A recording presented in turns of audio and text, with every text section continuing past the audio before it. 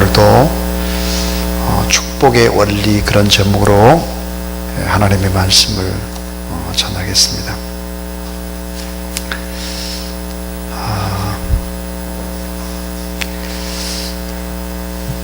부인이 말끝마다 당신이 뭘 알아요? 이렇게 하면서 시도 때도 없이 남편을 구박하는 그런 부인이 있었습니다. 당신이 뭘 알아요? 계속. 그런데 어느 날 병원에서 연락이 온 거예요. 부인한테. 남편이 교통사고를 지고 위독합니다. 빨리 병원으로 달려오세요. 이 부인이 허겁지겁 병원으로 달려갔습니다. 도착을 해보니까 이미 남편이 죽어서 하얀 천을 이렇게 뒤집어 쓰고 있는 거예요. 허구한 날 남편을 구박을 했지만 막상 죽은 남편을 보니까 눈물이 와락 났습니다. 그렇게 서러울 수가 없는 거예요. 이 부인은 죽은 남편을 부여잡고 한없이 울었습니다. 부인이 한참 남편의 시체를 붙잡고 막 흔들고 막 울고 이제 그렇게 하다가 울음이 좀 어느 정도 그쳤는데 이 남편이 슬그머니 천을 내리면서 하는 말이 여보 나 안 죽었어요. 그때 이 부인이 막 갑자기 소리를 지르면서 당신이 뭘 알아? 의사가 죽었다면 죽어야지. 이게 당신이 뭘 알아요? 이게 그냥 아예 입에 발렸더니 하여튼 끝판에도 그냥 의사가 죽으라면 죽어야지. 당신이 뭘 알아? 이렇게 해서 호통을 쳤다 그래요. 참 이게 참 습관이라는 게 무서운 것 같아요. 여러분 오늘도 이 무더위에 나오셨잖아요. 그러니까 정말 귀한 분들이죠. 한 분 한 분이 얼마나 귀한 분들이 정말 귀한 분들인데 하나님께서 주시는 귀한 말씀의 은혜가 있게 되기를 주님의 이름으로 축원합니다.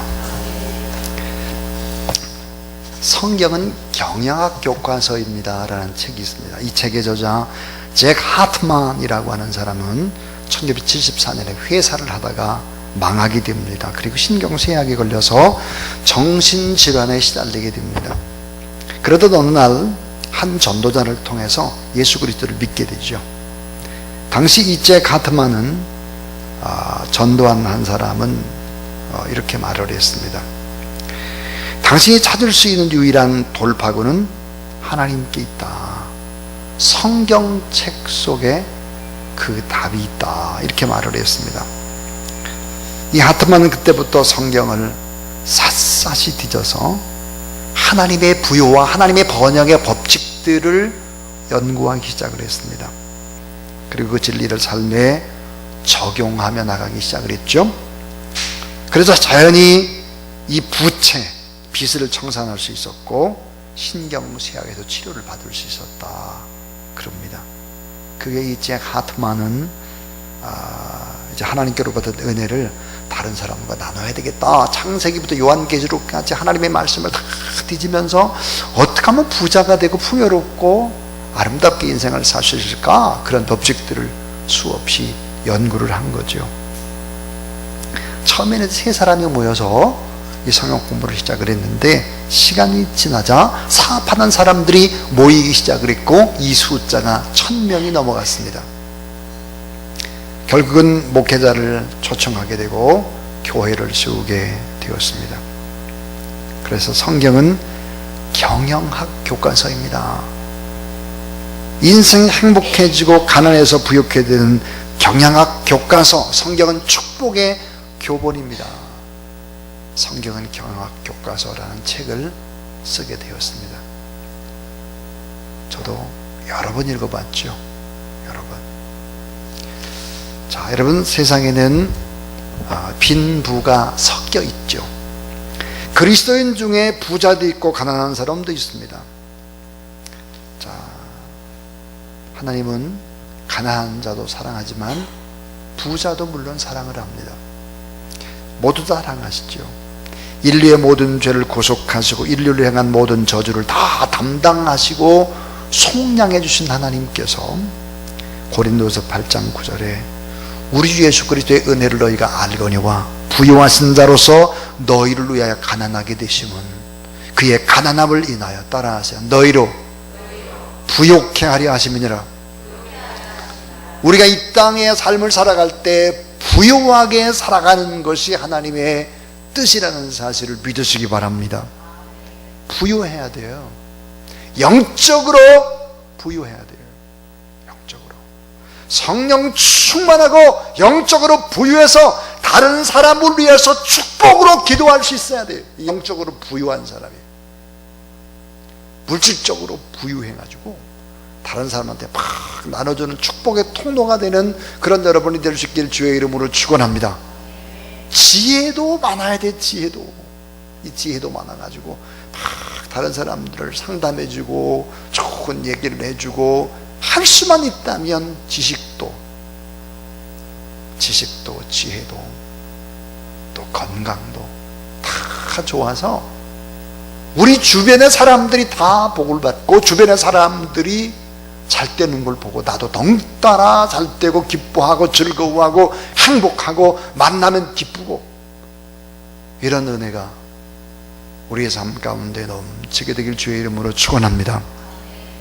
요한 3서 1장 2절에 사랑하는 자의 내 영혼이 달되는 같이 내가 범사에 잘되고 범사가 뭐야? 모든 일에 잘되고 강건하기를 내가 간구하노라. 자, 그럼에도 불구하고 우리 그리스도인들은 가난과 씨름을 하고 있습니다. 자, 이런 경우 가난을 어떻게 이해해야 될까 하는 것입니다. 더 나아가서 축복받은 사람의 특징은 뭘까 하는 거예요. 자, 여러분이 다 이 축복받는 원리를 또 배우고 또 실제로 또 부유해지고 행복해지는 그런 원리들을 계속 설교를 하고 있는데 오늘 이 밤도 하나님께서 여러분에게 꼭 필요한 은혜를 공급해 주시기를 주의 이름으로 축원합니다.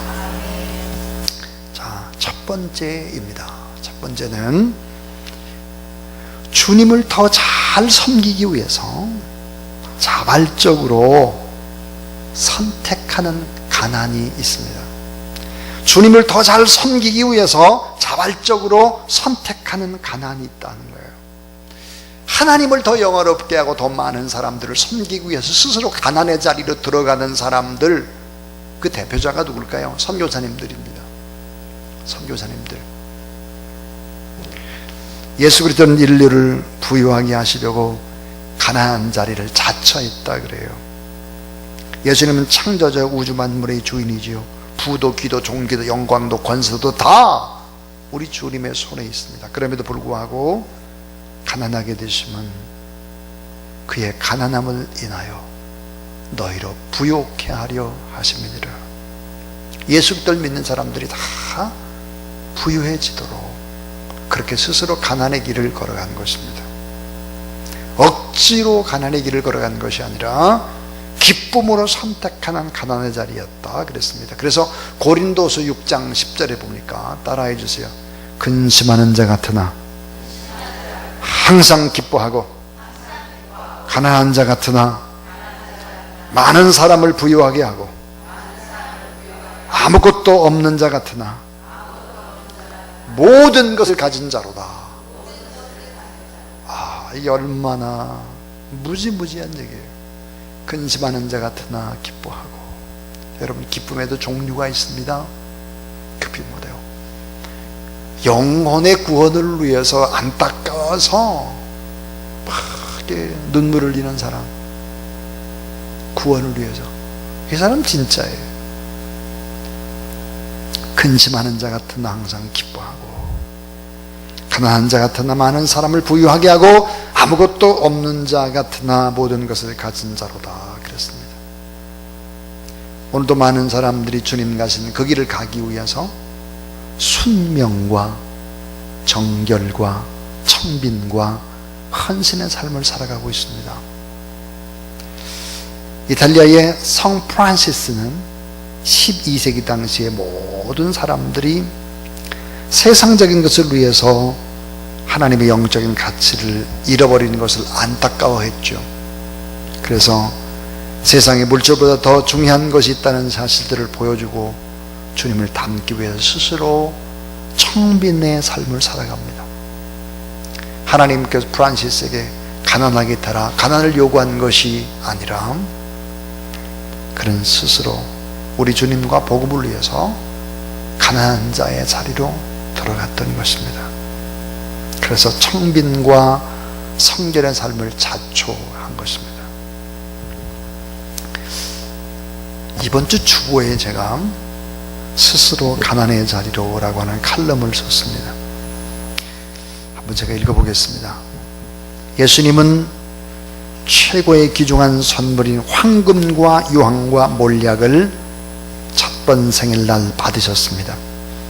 그런데 우리 주님은 가난한 삶을 살아가십니다. 수많은 사람들이 항상 주님 곁에 있었습니다. 아리마대 요셉 같은 부자도, 니고데모 같은 권력자도 많았습니다. 헌신자들도 항상 주님 곁에 있었습니다. 그러나 주님의 삶은 빈곤한 생활로 허덕였습니다.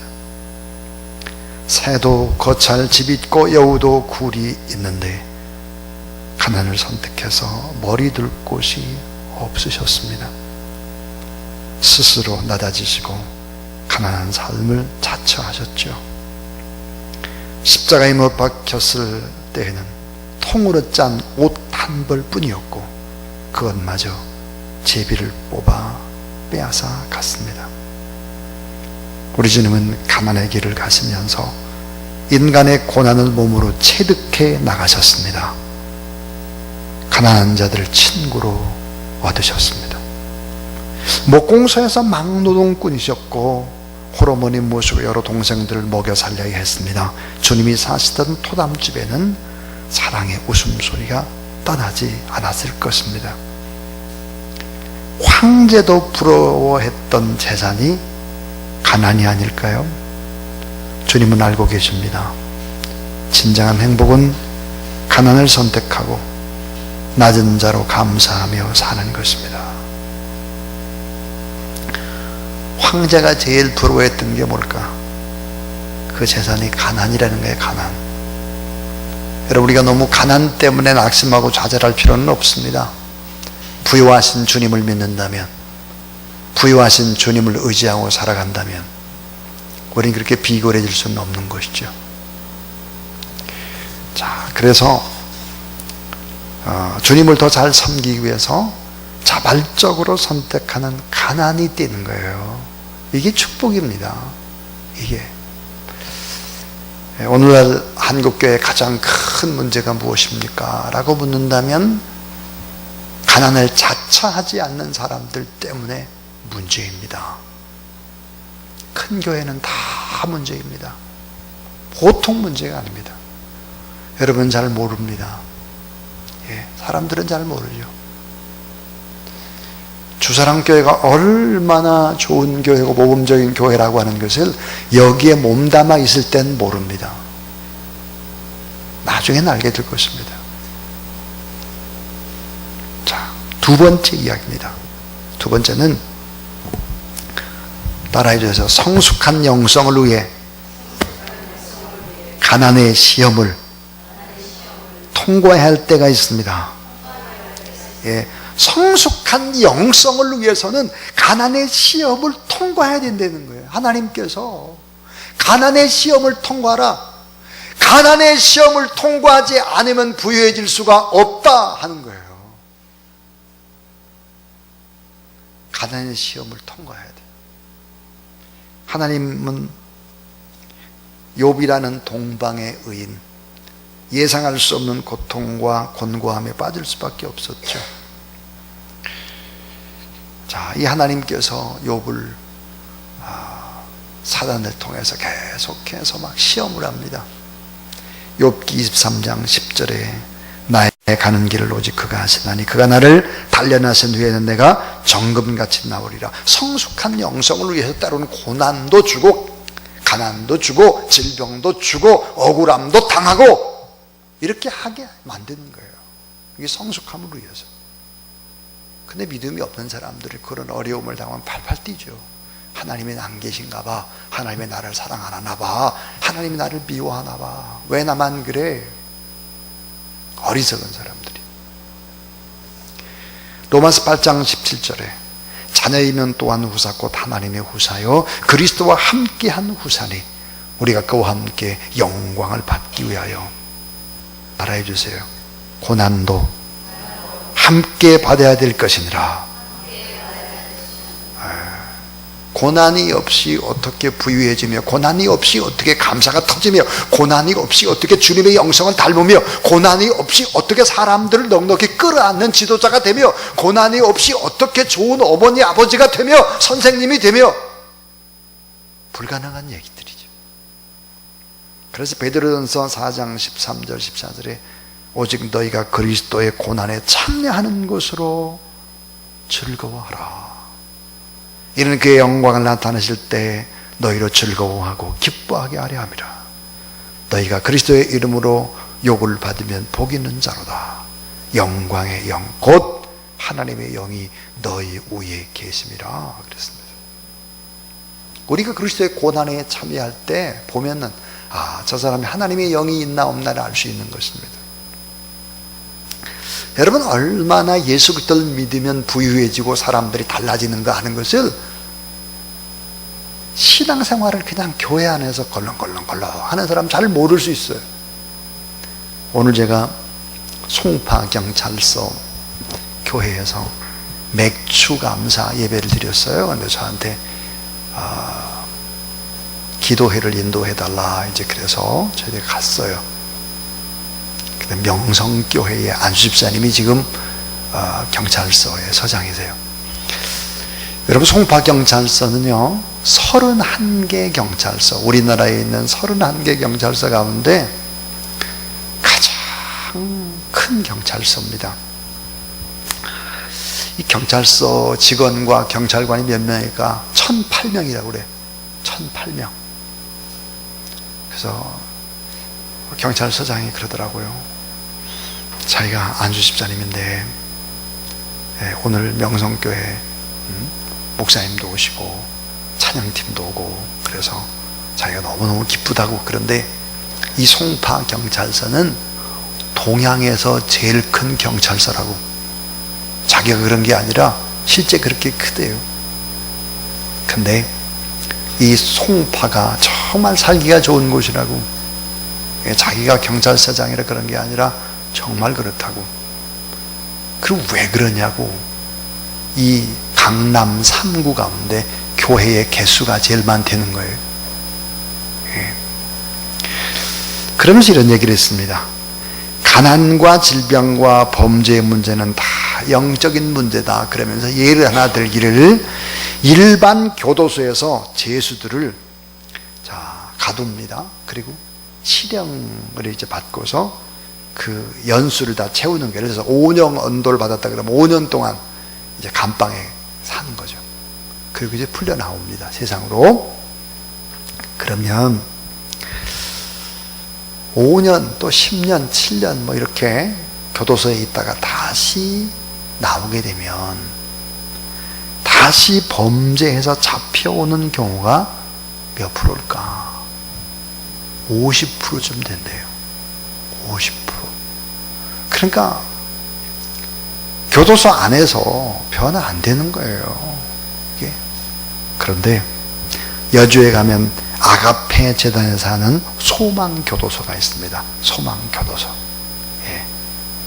예수 그리스도를 믿는 사람들이 또 교회들이 돈을 모아서 소망교도소를 만들었어요. 우리 교회도 좀 냈어요. 그런데 이 소망교도소에는 죄수들이 다시 소망교도소에 있다가 이제 뭐 3년 5년이니까 다 채우고 나서 나가서 다시 범죄하고 들어오는 율이 아까 일반 교도소는 50%라고 그랬어요. 소망교도소는 몇 프로쯤 될 것 같아요? 이거 마치면 오늘 제가 아이스크림 사줄게요. 아이스크림 사준다고 하는데 아직도 그냥 자고 있는 사람이 있어요. 두어 사람이 그냥 눈꺼풀이 그냥 완전히 10톤쯤 뭐가 무게가 있는지. 자, 여러분 소망교도소 재범 비율이 몇 프로나 될까요? 네? 몇 프로? 아까 50%라고 그랬잖아요. 소망교도소 몇 프로 될 것 같아요? 참 3%라고 3%. 3%. 여러분 소망교도소는 늘 하나님 앞에 예배드리죠. 그리고 말씀으로 따뜻하게 하죠. 생활하기도 편하죠. 그러면서 또 하나의 예를 들고 있었습니다. 자, 성범죄자. 소망교도소에 그동안에 들어왔다가 나가는 이 성범죄자가 189명 있었다는 거예요. 189명. 이 성범죄자 189명 가운데 재범률을 조사해 보니까 단 2명이었다는 거예요. 단 2명. 여러분 이것은 뭘 얘기합니까? 아무리 그냥 잘못했다고 해서 교도소에 가두고 막 훈계하고 그런다고 해도 되는 게 아니고, 예수 그리스도가 내 안에 들어오면, 부유하신 주님이 들어오게 되면 다른 사람을 다 이해할 뿐만 아니라 나 잘못을 우리가 깨닫기 시작하는 거죠. 오늘 제가 찬양에 엄청 은혜를 받았어요. 네? 부서져야 하리, 깨어져야 하리, 깨끗이 씻겨야 하리.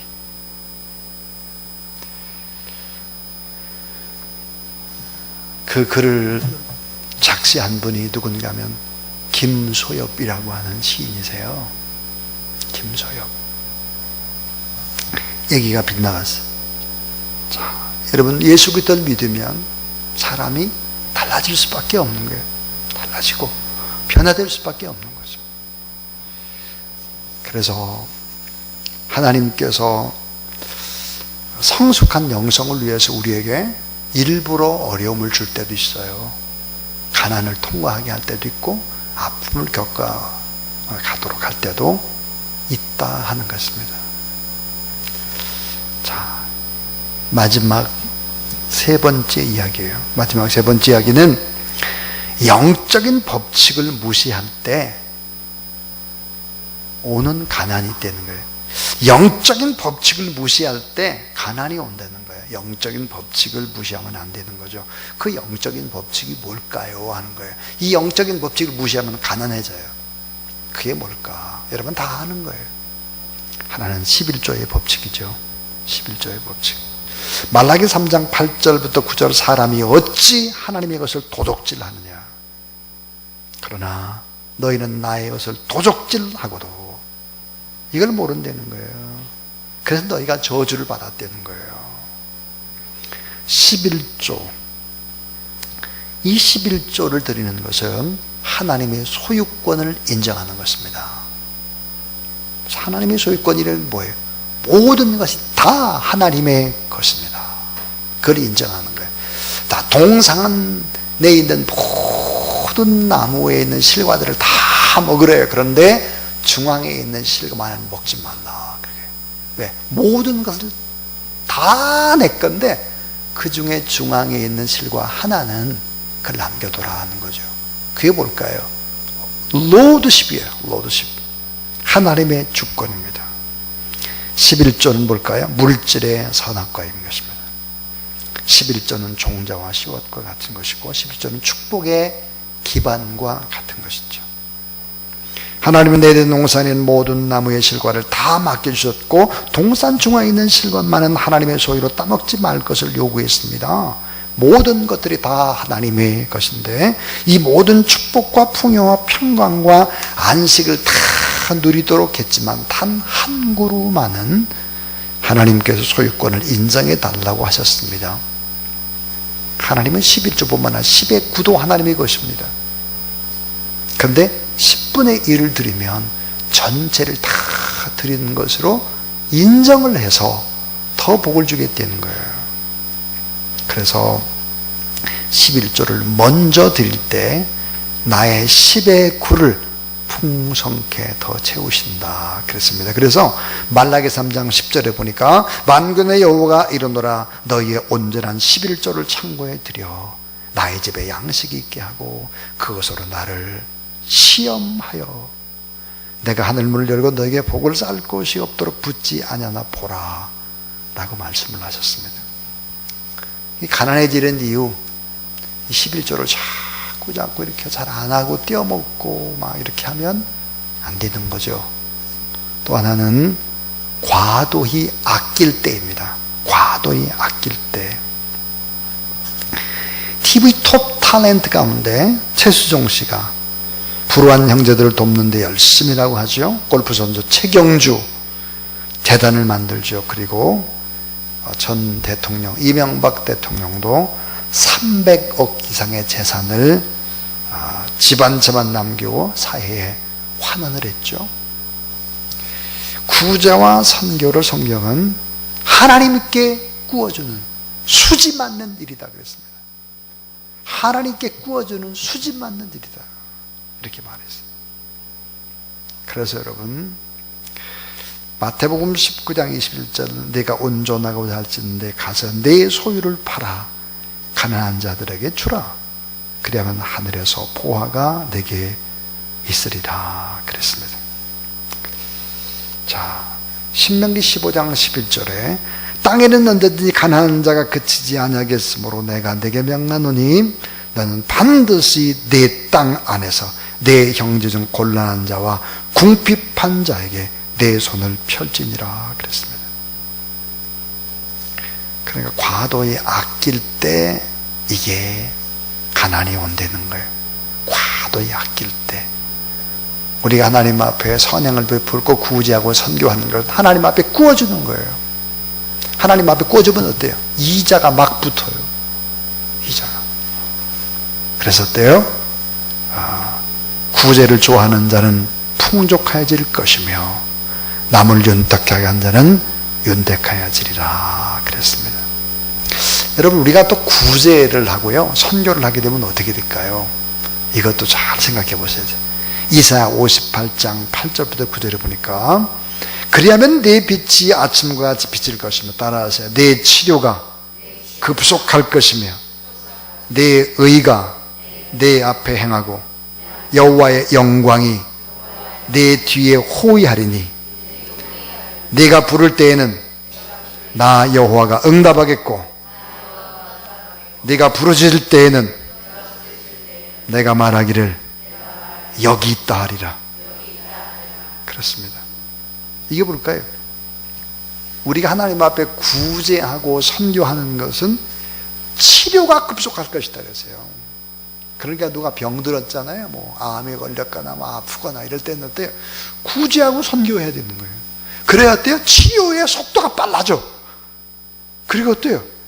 여호와의 영광이 내 뒤에 호위하고 네가 부를 때 내가 응답하겠고 네 부르짖을 때 말하기를 내가 여기 있다 하리라 그랬습니다. 기도 응답이 잘 안 되는 이유는 뭘까? 구제하고 선교하는 일을 잘 안 하기 때문에 그 기도 응답이 안 되는 거예요. 성경적이죠 이게. 성경. 구제하고 나서 나를 불러봐라. 내가 응답하겠다는 거예요. 그래서 이 구제와 선교하는 거는 물질적인 축복과 이름을 높이는 명예의 축복과 질병에 치유받는 치료의 축복과 기도할 때 하나님의 응답에 임하는 축복과 하나님의 영광을 돌리는 축복을 약속했다. 그래서 너무 과도하게 째째하게 쪼잔하게 아끼고 베풀지도 못하고 이러면 안 되는 거예요. 이러면 쓸 수 있어야 된다. 따라하세요. 형통할 때 겸손과 감사가 부족한 경우.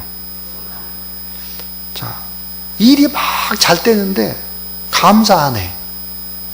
일이 막 잘 되는데 겸손하네. 이럴 때 어려워지는 거예요. 그러니까 감사와 겸손. 언제나 감사하고 겸손하라 하는 거예요. 여러분, 아브라함과 그 로카, 조카, 롯의 차이를 아시죠? 다윗과 사울 왕의 차이. 자, 뭘까요, 여러분? 겸손하고 감사해야 되는데 그러지 못한 거예요. 그래서 또 하나의 마지막은 게으르고 사치할 때입니다. 게으르고 사치할 때. 우리 게으르면 안 돼요. 사치하면 안 되고요. 그래서 누구든지 일하기 싫거든 먹지도 말라 그랬습니다. 부지런하게 게으르지 말고 열심을 품고 섬기라 그랬습니다. 그 가난과 질병과 범죄의 문제는 다 영적인 문제다. 소망교도 얘기도 아까 했어요. 가난과 질병과 범죄는 다 그 뿌리가 영적인 문제입니다. 영적인. 그래서 하나님 앞에서 이런 일들을 잘 감당함으로 말미암아 여러분 정말 축복을 받는 이 원리 따라서 살아가는 저와 여러분 우리 모두 다 될 수 있기를 주님의 이름으로 축원합니다.